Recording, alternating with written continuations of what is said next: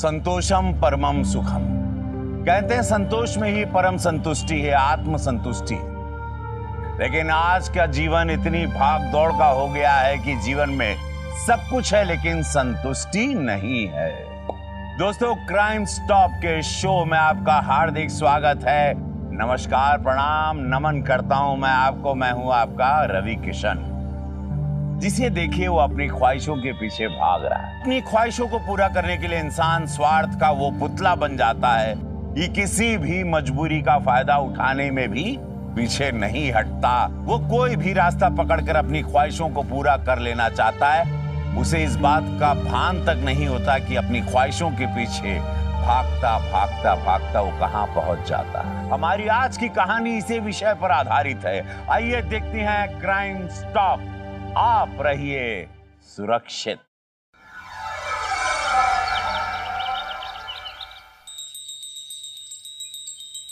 नावतारं संसार सारं भुजगेन्द्रहारं सदा वसन्तं हृदयारविन्दे भवं भवानी सहितं नमामि। त्वमेव माता च पिता त्वमेव बन्धुश्च सखा त्वमेव विद्या द्रविणं त्वमेव सर्वं मम देव देव।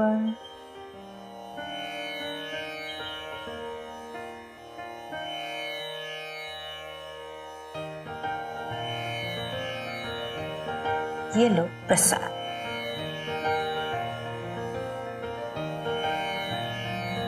खुश रहे बेटा। बेटा थोड़ी चाय भी बना दे। जी माँ जी, अभी लाती।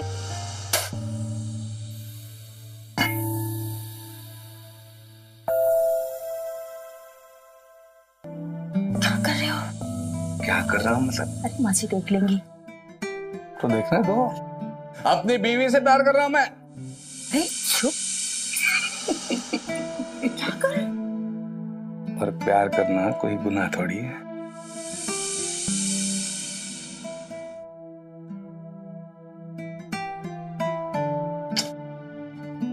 सुनो। बोलो। शाम को जल्दी आ जाऊंगा। ठीक है। फिल्म देखने चलते हैं। तू और मैं, हम दोनों। ठीक है। अब बस करो। जाओ। अरे लेट हो जाओगे।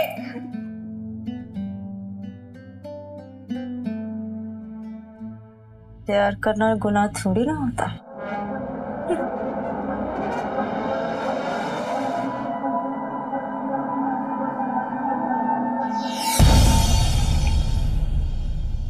ये लीजिए मम्मी जी आपकी चाय।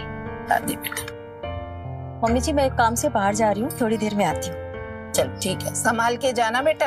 हाँ, आप अपना ध्यान रखना। हाँ, आराम से जा।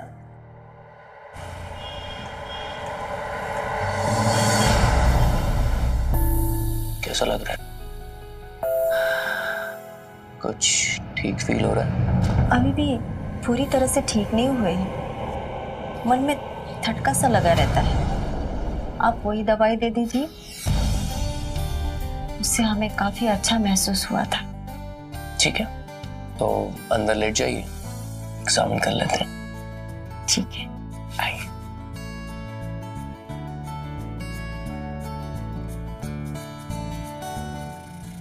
लेट जाइए।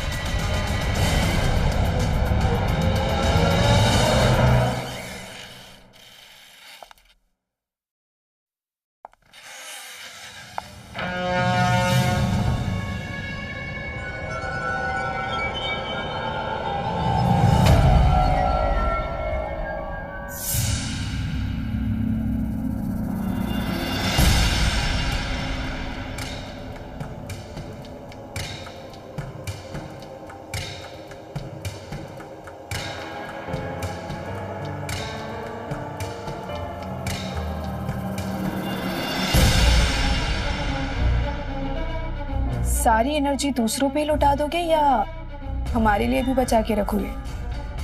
वैसे कुछ पेशेंट्स और हैं बाहर, दवाई वाले। तुम्हारे लिए ना कुछ नहीं, तुम्हारा काम ठीक ढंग से नहीं कर रही हो।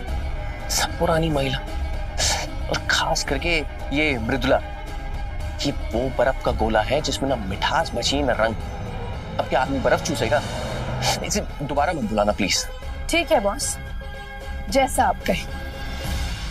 वैसे एक दो केसेस हैं, सिर्फ बॉटल में उतारने की देरी।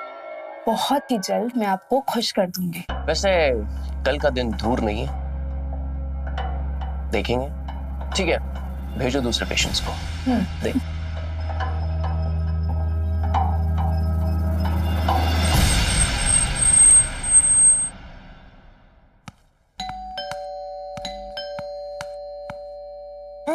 आराम से।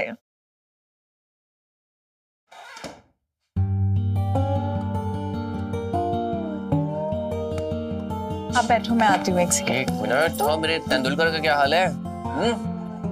फैक्टर जोरों पे है? हाँ पापा, क्या बात है। फ्रंट पुश तो वैसे ही करते हैं ना, बिल्कुल जैसे आपने बताया था। सीधा बॉल बाउंड्री के बाहर, सिक्सर। क्या बात है, क्या बात है।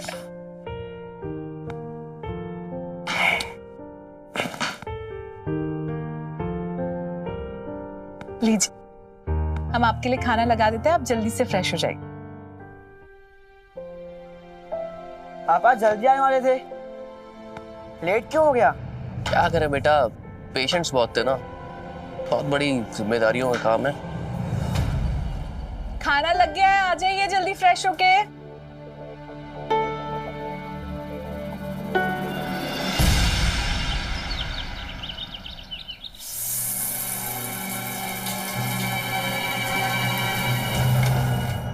सुनीता, टॉवल देना प्लीज। हाँ लाई जल्दी। लाई बाबा। ला। अरे दो।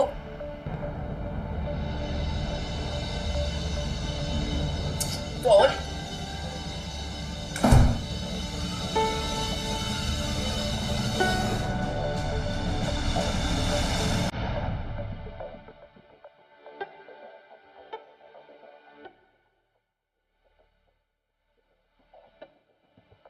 सुनीता, समझा करो मुझे लेट हो रहा है।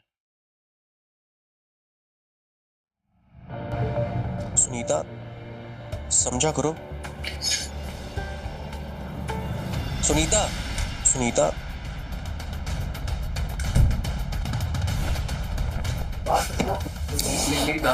देखो आज पेशेंट्स बहुत ज्यादा है, समझा करो, मुझे जल्दी जाना है।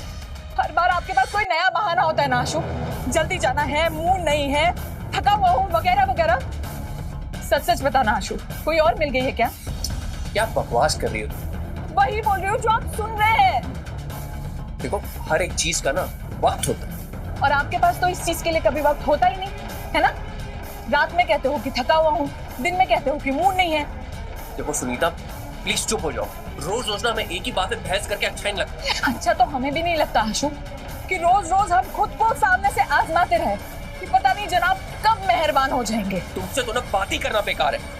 हाँ, अब हमसे बात करना भी बेकार है। खैर, जाने से पहले नाश्ता तो करके जाओगे ना, कि उसका भी मूड नहीं है।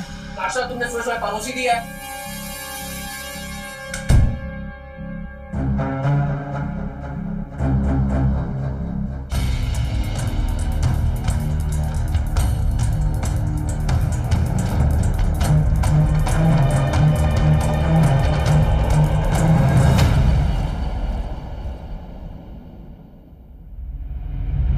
मैडम जी, मैडम जी, मैडम जी, ये लीजिए कपड़े, और हो तो दे दीजिए। हाँ ठीक है, ये यहाँ पे रख दो, और ये नए कपड़े रखे इससे ले लो।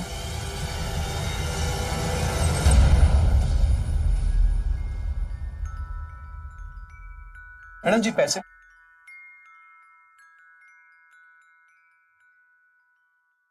मैडम जी ये तो ज्यादा है। आप ठीक तो है ना?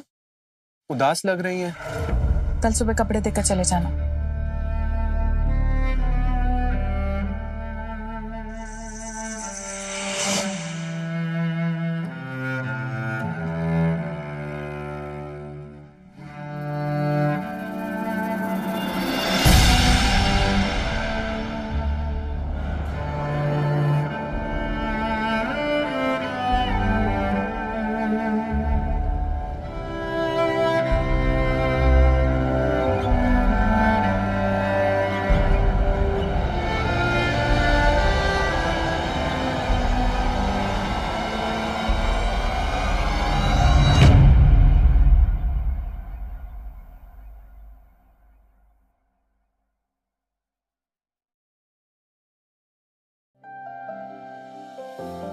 आपका ये फॉर्म भर लेते हैं।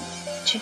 इसमें हर एक कॉलम को फिल करना जरूरी है ताकि डॉक्टर साहब आपकी बीमारी को अच्छे से जान पाए और आपको एक बेहतर इलाज दे सके। जी मैडम। ठीक है, तो शादी को कितने साल हुए हैं आपके? यही कोई 4 साल। और पति साथ में रहते हैं? नहीं, मेरे पति साथ में नहीं रहते, वो मर्चेंट नेवी में है। 6 महीने की छुट्टी पे कहीं 1 महीने पे आते हैं। ओके। बच्चे कितने हैं आपके? अभी तो मेरा कोई बच्चा नहीं है। पति के साथ शारीरिक संबंध बनाते हुए कितना टाइम हो गया आपको?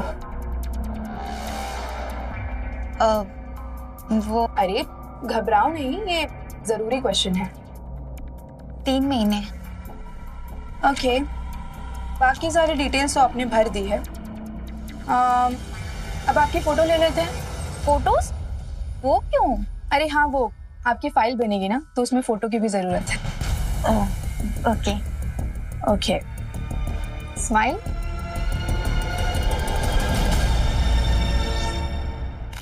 क्वेश्चनर के बेसिस पे मैंने इस लड़की को शॉर्टलिस्ट किया है। नाम सोनम गुप्ता, उम्र 24 साल, हस्बैंड मर्चेंट नेवी में, न्यूली मैरिड है, लेकिन दिखने में ठीक ठाक है। तुम्हारी खुशियों का ना कितना ख्याल रखती हो? खुशियों के साथ साथ हमारा भी बहुत ख्याल रखती हो। भाई गर्लफ्रेंड हो तो तुम्हारे जैसी। इंसान को खाने की भूख होती है और हमें खा जाने की होती है। हमें भी तुम्हारे साथ बहुत मजा आता है। जो भूख तुम्हारी पत्नी नहीं मिटा सकती, वही प्यास हमारा पति नहीं मिटा सकता। बस इसलिए तो उसे छोड़ा, सिर्फ तुम्हारे लिए।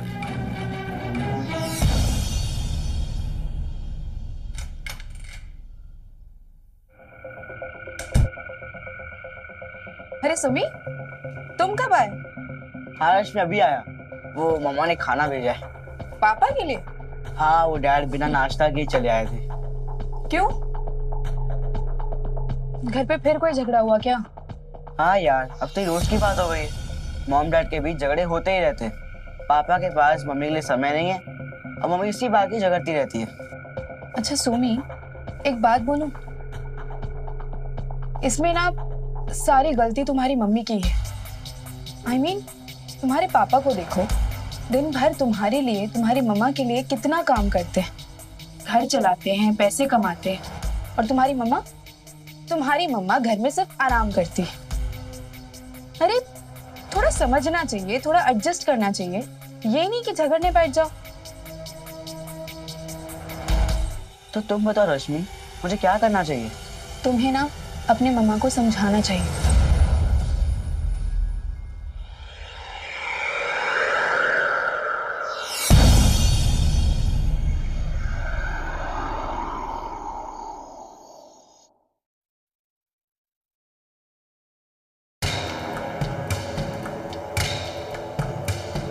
आशु। बोलो ना। आशु। क्या है? क्या है? आशु। आशु।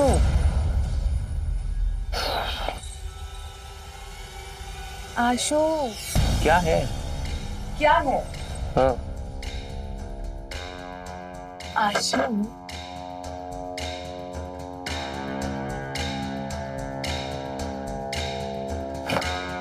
क्या है? अपने पति को प्यार करना है, और क्या है? काम।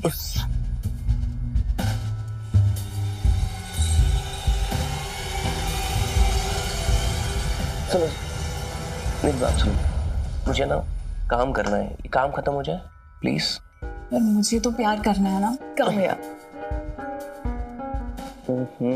सुनिए, सुनो। मुझे ना पेशेंट की अर्जेंट रिपोर्ट भेजनी है, प्लीज। क्या प्रॉब्लम है आशु? पत्नी है हम। कब तक हमसे ऐसे ही दूर दूर रहेंगे आप? कब तक हमें ऐसे बार बार ठुकराते रहेंगे? आखिर पता तो चले प्रॉब्लम क्या है, नाराजगी क्या है हमसे? अरे कोई नाराजगी नहीं है, बस मूड नहीं है। कब मूड होगा आपका? कम ऑन सुनीता, फिर से शुरू मत हो जाना। शुरू तो आप हो चुके हैं, अब हमें करने का मन है तो हम क्या करें बताओ आप। मैं नहीं जानता, वीकेंड में देखते हैं। वीकेंड में देखते हैं।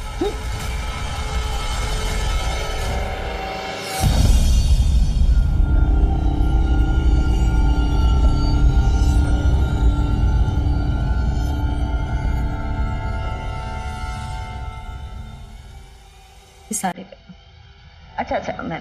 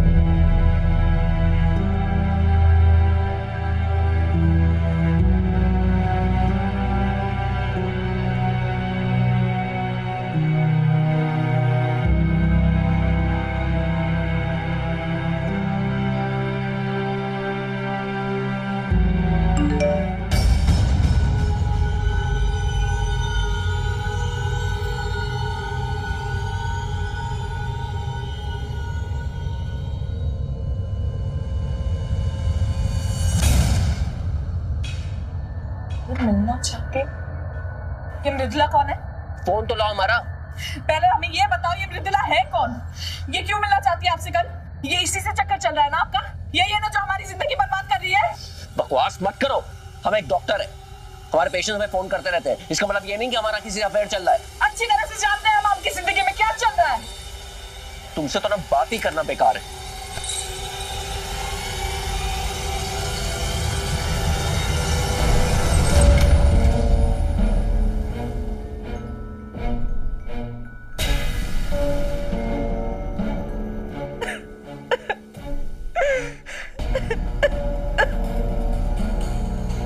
मॉम, आप डैड से रोज झगड़ा करते हो, आप डैड का क्यों नहीं समझते?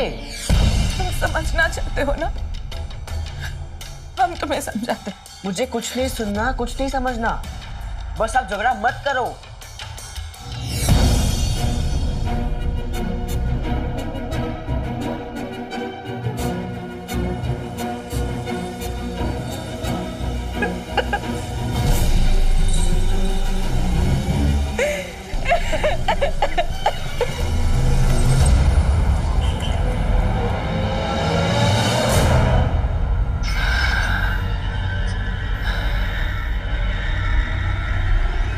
कब आ रहे हैं आपके पति? कुछ पता है नहीं है। हम है ना, चले। रश्मि, मुझे डॉक्टर साहब से मिलना है। डॉक्टर साहब आज क्लिनिक में नहीं है, वो तुमसे नहीं मिल सकते। ऐसे कैसे नहीं मिल सकती? अगर डॉक्टर साहब नहीं है तो ये सब क्या तुम्हारा मुंह देखने के लिए बैठे हैं यहाँ पे? देखो, मुझे बहुत जरूरी बात करनी है, प्लीज जाने दो अंदर। देखो, आज के सारे अपॉइंटमेंट्स पूरे हो चुके हैं, तुम घर जाओ, मैं तुम्हें कॉल करके बता दूंगी। तुम्हारी प्रॉब्लम क्या है? पहले तो मुझे बड़ा कॉल कर करके बुलाती थी, अब क्या हुआ? अब ये सब लोग उनसे मिल सकते हैं लेकिन मैं डॉक्टर साहब से नहीं मिल सकती, क्यों? जाने दो मुझे। नहीं, तुम नहीं जा सकती अंदर। देखो, सीधी तरीके से निकलो यहाँ से, वरना क्या कर लोगी? वरना तुम्हारी ये रासलीला के किस्से तुम्हारे पति को बता दूंगी। सब पता है हमारे पति को, तुम्हें बताने की जरूरत नहीं है। अच्छा, पति को पता है ना, सारी दुनिया को तो नहीं। देखो, सीधी तरीके से निकल जाओ यहाँ से, कोई तमाशा मत करो। देख लूंगी तुम्हें।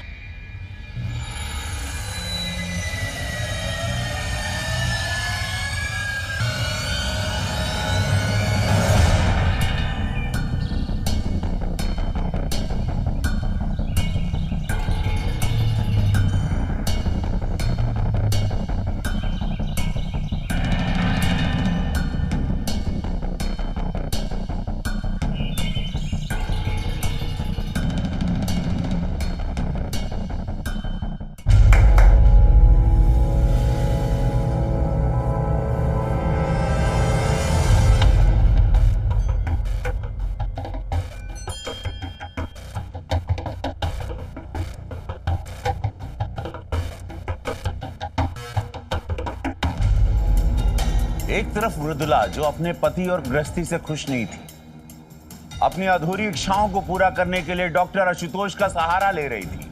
दूसरी तरफ डॉक्टर आशुतोष अपने घर में सब सुख सुविधाओं के होते हुए भी अपनी पत्नी की भावनाओं को कुचल रहा था। उसकी प्रेमिका रश्मि खुद भोली भाली या यूं कहें कि हालात में उलझी हुई महिलाओं को मनोरंजन का साधन बनाकर पेश कर रही थी। उनकी भावनाओं को, उनकी कमजोरियों को निशाना बनाकर उन महिलाओं का इस्तेमाल किया जा रहा था।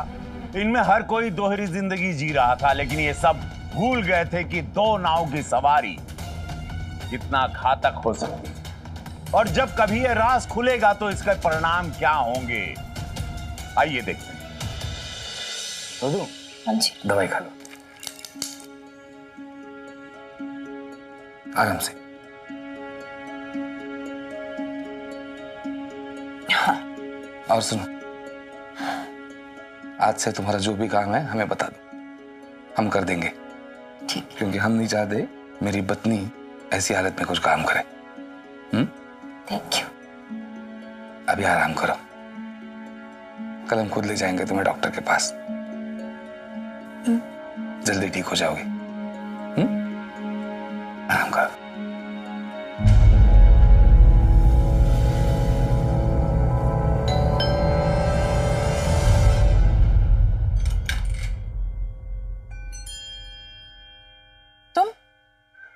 तुम तो आज सुबह ही कपड़े देकर गए थे ना, तो फिर अभी? माफ कीजिए मैडम, मैं आपको बिना बताया आ गया। वो क्या है ना कि जब उस दिन साहब आपको गुस्सा कर रहे थे ना, मुझे बिल्कुल अच्छा नहीं लगा।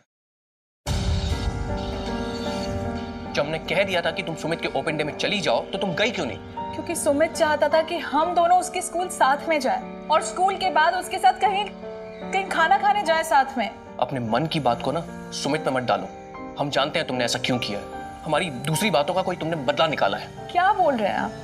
जो मन में आ रहा है बोले जा रहे हैं। भला हम आपकी बात का बदला सुमित के स्कूल ना जाकर क्यों निकालेंगे? देखो सुनीता, कान खोल के सुन लो, जो तुम कर रही हो ना वो ठीक नहीं है। देखो तुम्हारा मन अगर इस घर में नहीं लग रहा है ना तो अपने मम्मी के घर पे चली जाओ प्लीज। ये रोज रोज का तमाशा मत करो यहाँ पर।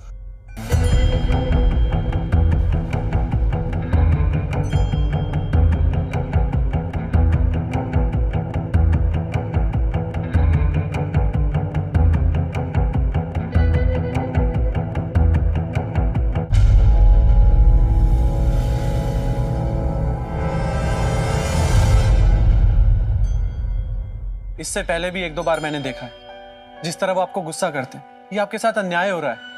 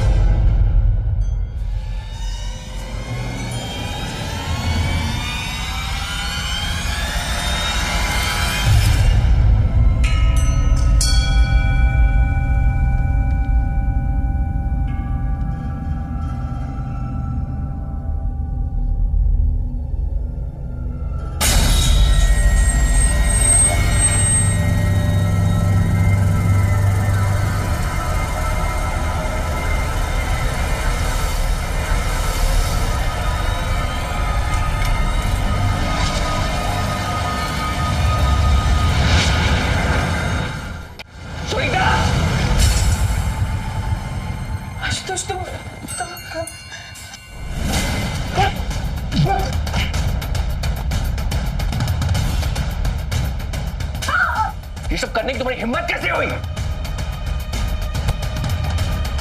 बस करो आशुतोष, आपको कोई अधिकार नहीं है कि आप कुछ भी बोलो। आपको तो हमारी परवाह है नहीं। कम से कम कोई तो है जो हमारी जरूरतों का ख्याल रखता है। शर्म आया? बेच खाई तुमने?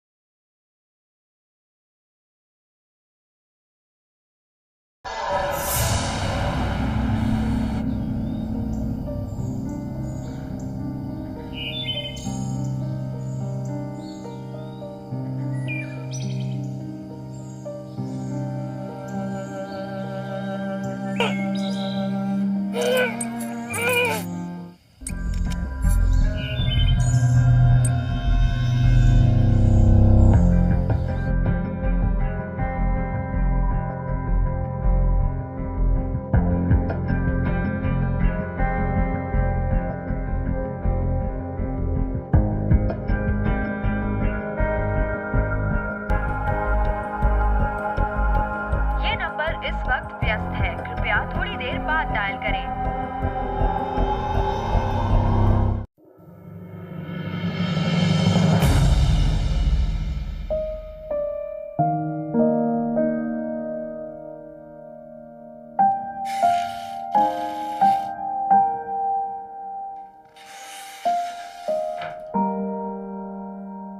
क्या बात है, घर में फिर कोई झगड़ा हुआ क्या? एक सेकंड, मैं तुम्हारा मूड अभी ठीक कर देती हूँ। अभी नहीं, हम ये सब बंद कर देना चाहते हैं। हम पराई औरतों के चक्कर में पड़कर हमने अपने ही घर में आग लगा दी, अपनी पत्नी को धोखा दिया। हमारी करतूतों की वजह से सुनीता हमेशा हमसे लड़ती है, जिसका असर हमारे बेटे पे पड़ रहा है। हम अपनी पत्नी को खुश देखना चाहते हैं। पत्नी पत्नी पत्नी, भूल गए कि तुम्हारे लिए हमने अपने पति को छोड़ा। मन भर गया ना हमसे? हमसे नहीं, ये दोहरी जिंदगी से। इसलिए हम तुम्हें भी ये कहते हैं कि अपनी गृहस्थी संभालो, अपने पति के घर लौट जाओ। हमने तुम्हारे लिए जाने क्या कुछ नहीं किया। तुम चाहते थे कि तुम्हारी वो पत्नी तुम्हें घर जाकर परेशान ना करे, इसलिए उसे दूर रखने के लिए तुम्हारे बेटे के कान भरे कि वो अपनी माँ को ही दोषी मानता रहे। क्या तुमने सुमित के कान भरे? क्यों किया तुमने ऐसा? तुम्हें अपना बनाए रखने के लिए हमने ना जाने क्या कुछ नहीं किया, और तुम आज ये कह रहे हो? हमने फैसला किया, हम हमेशा हमेशा के लिए दिल्ली चले जाएंगे, इस शहर से बहुत दूर। फाइन, अगर तुमने तय कर ही लिया है तो ठीक है, लेकिन मुझे मत छोड़ना प्लीज। मुझे माफ कर दो, मैं तुम्हारे बिना नहीं जी सकती।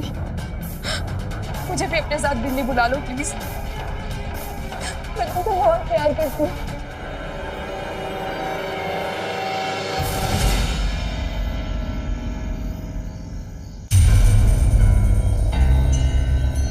मेरा फोन क्यों नहीं उठाते हो? मैसेज का रिप्लाई भी नहीं देते हो। मुझे इतना अवॉइड क्यों कर रही हो? उस दिन मैं क्लिनिक में आई तो मुझसे मिलने से मना कर दी। तुम्हारी प्रॉब्लम क्या है? देखो, इस बात का हमारा कोई संबंध नहीं है। देखो, जो कुछ भी हमारे बीच में हुआ उसे भूल जाओ। अब हम तुमसे कभी नहीं मिलेंगे। ऐसे कैसे नहीं मिलेंगे?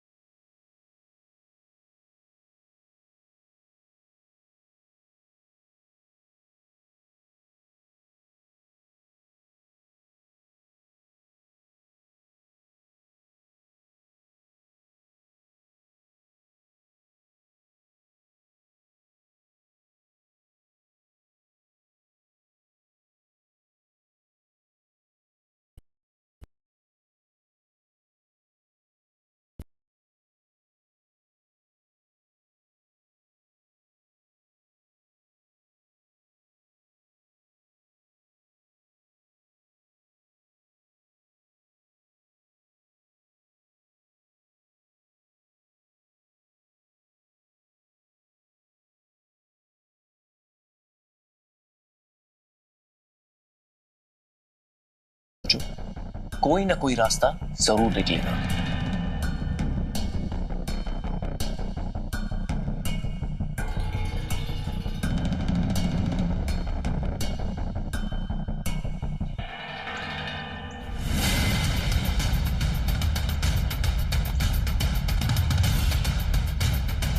हमने तुम्हारे साथ कभी जोर जबरदस्ती की? तुम खुद ही हमारे क्लिनिक में आती थी, लाइन लगा के बैठती थी। अब बच्चे की खुशखबरी अपने पति को दो, हमें क्यों परेशान कर रही हो? ठंडे दिमाग से सोचो, कोई ना कोई रास्ता जरूर निकले।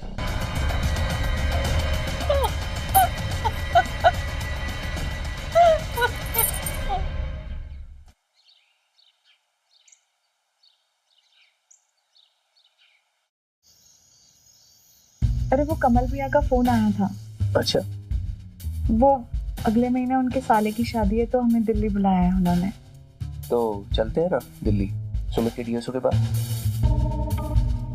वैसे मैं क्या सोच रहा हूँ कि हम लोग ना दिल्ली शिफ्ट हो जाए, हमेशा हमेशा के लिए वहीं नई जिंदगी बिताएंगे, एक नए तरीके की शुरुआत करेंगे। क्या कहते? सच्ची?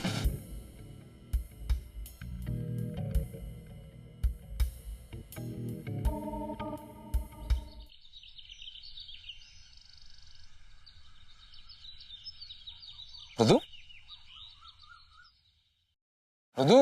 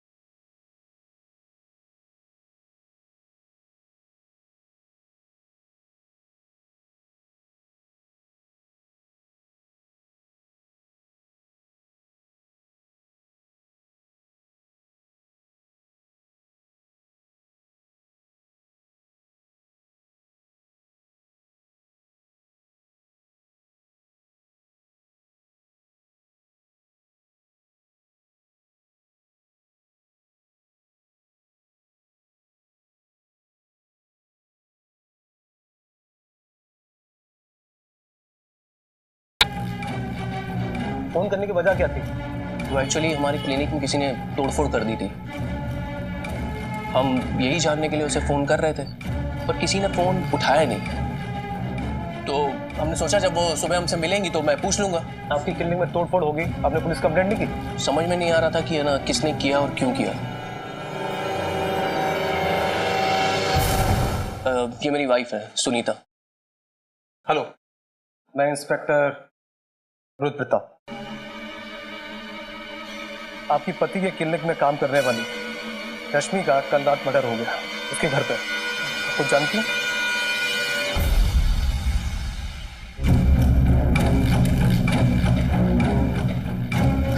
तो डॉक्टर आशुतोष, आपकी क्लिनिक को रात में कौन लॉक करता था? वो रश्मि करती थी। चलिए आपके क्लिनिक चलते हैं, हो सकता है कि वहां पे कोई सुराग मिल जाए। चलिए, मैंने भी सीसीटीवी फुटेज देखा नहीं है तो देख लेते हैं। आइए।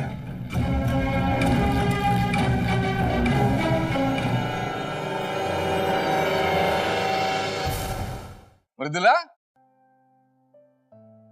मृदुला कहाँ है माँ? अरे होगी अपने कमरे में। अच्छा अच्छा माँ, मैंने गर्मा गर्म जिलेबी लाई है उसके लिए, आप भी खा लो ना। गरम है, गरम संभाल के। मैं मृदुला को देकर आता हूँ। देखिए मृदुला,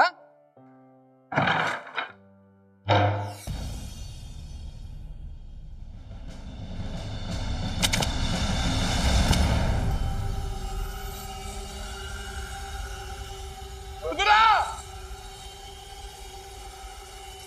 मृदु,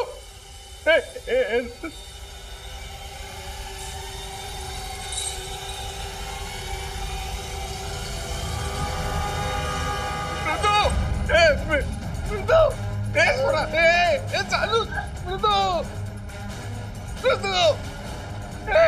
उठना उठना मृदु, उठना मृदु, मृदु।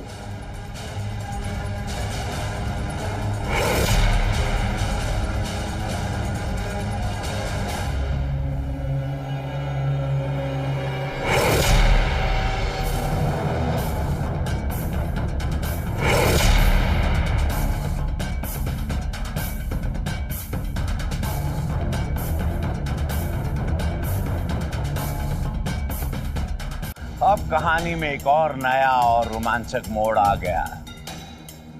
रश्मि की हत्या हो गई और डॉक्टर आशुतोष के क्लिनिक में तोड़-फोड़। किसने की हत्या, किसने की तोड़-फोड़? क्या डॉक्टर आशुतोष के पाप ही अब पलटवार कर रहे थे, या अब भी कोई ऐसा अनजान पहलू था जिस पर अब तक किसी की नजर ही नहीं गई थी? कौन खेल खेल रहा था ये खेल? मामला संगीन था, पुलिस इस मामले को समझना चाहती थी। आइए देखते हैं क्या मामला था। आइए सर, प्लीज।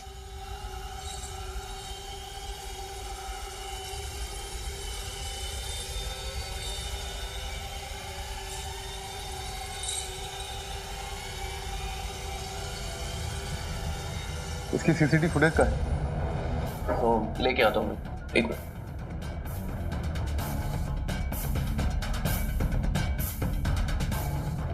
सर्च करो।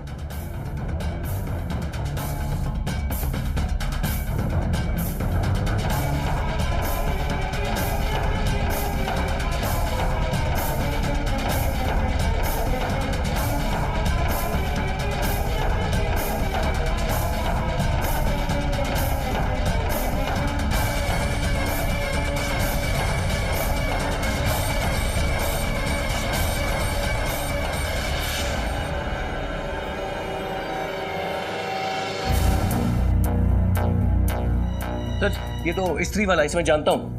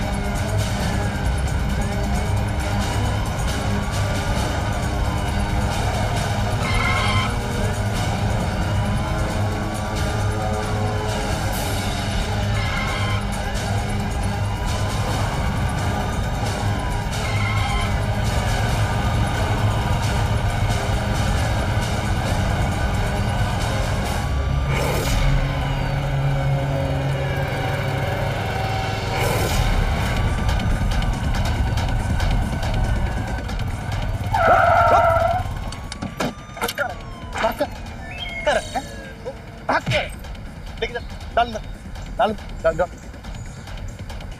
डाल डाल डाल जल्दी आ बैठ।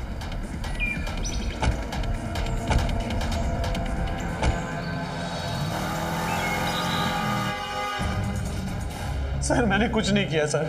मैं बताता हूँ तूने क्या किया। डॉक्टर की असिस्टेंट रश्मि को तूने क्यों मारा? मारा?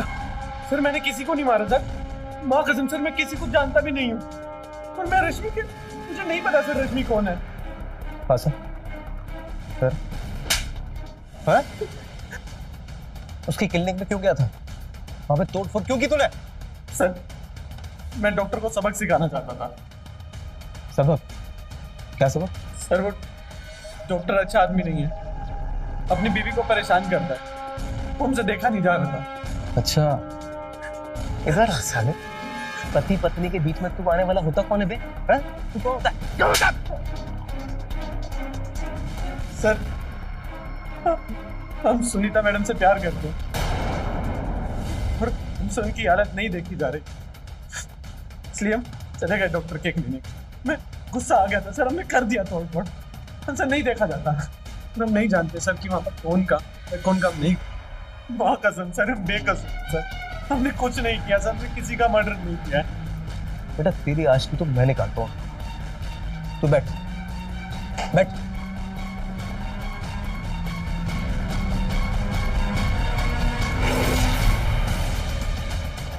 मुझे नहीं लगता कि इसने कुछ किया है, ये तो बेवकूफ है। इसने जो भी किया है बिना सोचे समझे किया है। ये मर्डर तो प्लान किया होगा। देखते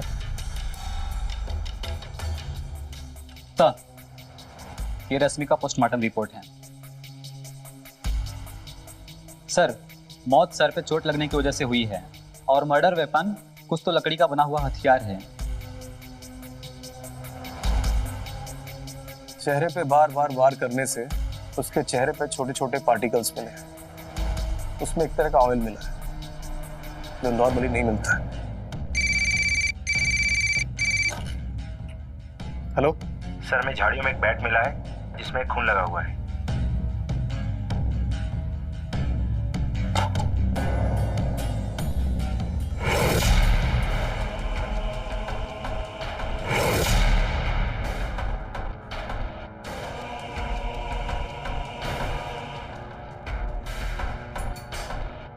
हेलो हेलो सर।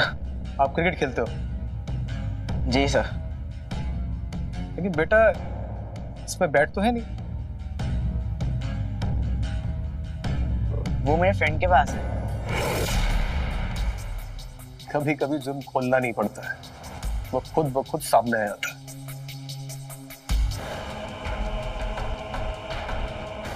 बेटा एक बात बताओ, तुमने अपना बैट किस दोस्त को दिया?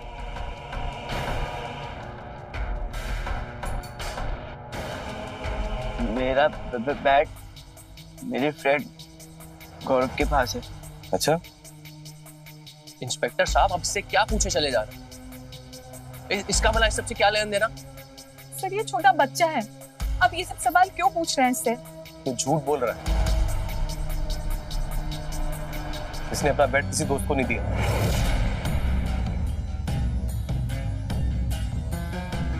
सर्चिंग में बैट मिल चुका है। या तो तुम्हारे दोस्त ने मर्डर किया है या फिर तुमने। अब सच्चाई क्या है वो बताओ।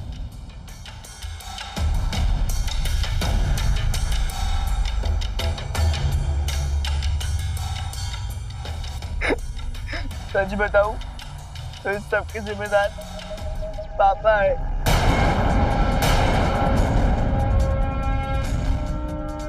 मुझे अपने साथ दिन में नहीं करना। तुम जैसा कहोगे मैं वैसा ही करूंगी। मुझे मत छोड़ना प्लीज।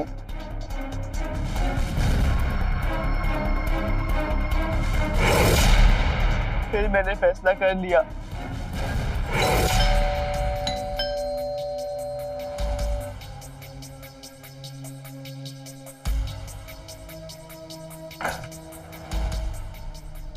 अरे सुमित, तुम यहाँ? अंदर आओ। क्या बात है, सब ठीक तो है ना? क्या बात है बोलो। मैं कुछ बोलिया नहीं, बताने आया हूँ। कहो, क्या बताने आए हो? यही कि दोस्ती की आड़ में तुमने मुझसे कितना बड़ा खेल खेला है। एक तरफ डैड को मॉम के खिलाफ उलझा के रखा और दूसरी तरफ मुझे मॉम के खिलाफ भड़का दिया। मॉम डैड के रिश्ते के भी दरार डाली। ये सब तुम क्या बोल रहे हो? देखो सुमित, अभी तुम घर जाओ, ठीक है? हम क्लिनिक में बात करते हैं। Shut up! मैंने कल तुम्हारा असली रूप देख लिया। देखो सुमित, जो कुछ भी तुमने देखा या सुना वो सब सही नहीं है। तो क्या सही है? मुझ बेवकूफ को अपनी माँ के खिलाफ भड़काना सही है क्या? मेरे मॉम डैड को एक दूसरे से अलग करना सही है? मुझे लगा तुम ही दोस्त हो, वो दोस्त जिससे हम दिल की बात करते हैं। तुम्हें सब कुछ बताया, तुमसे एडवाइस मांगी और तुमने हमारे ही मन में हमारी माँ के खिलाफ जहर भर दिया। मैंने ऐसा कुछ भी नहीं किया है। सारा दोष तुम्हारी माँ का ही है। वो तुम्हारे पापा को खुश नहीं रख सकती तो इसमें मैं क्या कर सकती हूँ?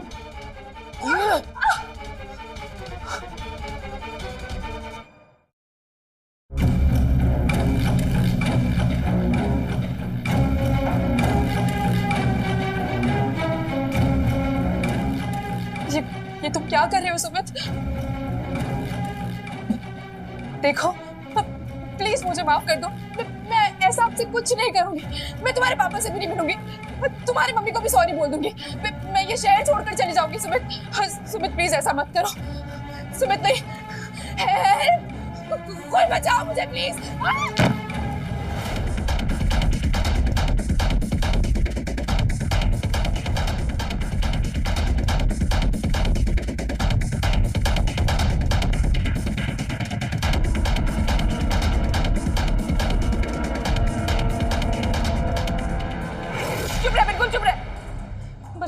लड़की के मर्डर से तेरा क्या लेना देना है?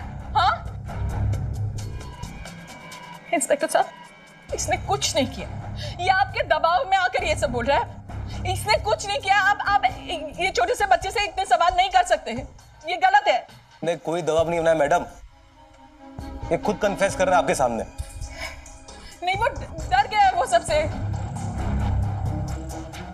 ये सब नहीं किया बेटा तूने।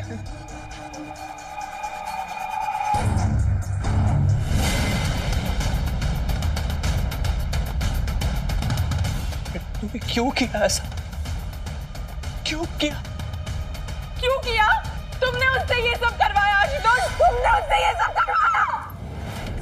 तुमने इससे ये सब करवाया। अच्छी भली जिंदगी बर्बाद करके रख दी तुमने। सब खत्म कर दिया। मुझे नहीं पता था एक बाप के गुनाहों की सजा बेटी को इस तरह भुगतनी पड़ेगी।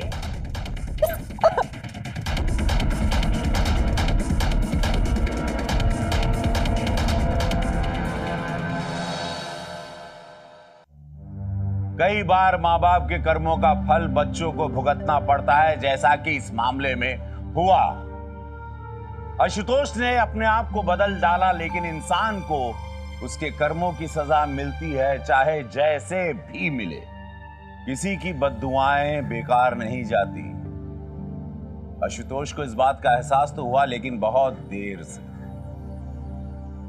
जब दूसरों की मजबूरी का फायदा उठाने वाले और दूसरों की दुनिया उजाड़ने वाले आशुतोष की दुनिया खुद उजड़ चुकी थी। काश कि हम अपने धर्म और समाज की दी हुई सीख के साथ चलें, अपनी मर्यादा में रहें, अपनी इच्छाओं को नियंत्रण रखें, तभी समाज को इस तरह के जुर्म से निजात मिल पाएगा। मिलते हैं अगले एपिसोड में क्राइम स्टॉप। आप रहिए सुरक्षित। जय हिंद, भारत माता की जय।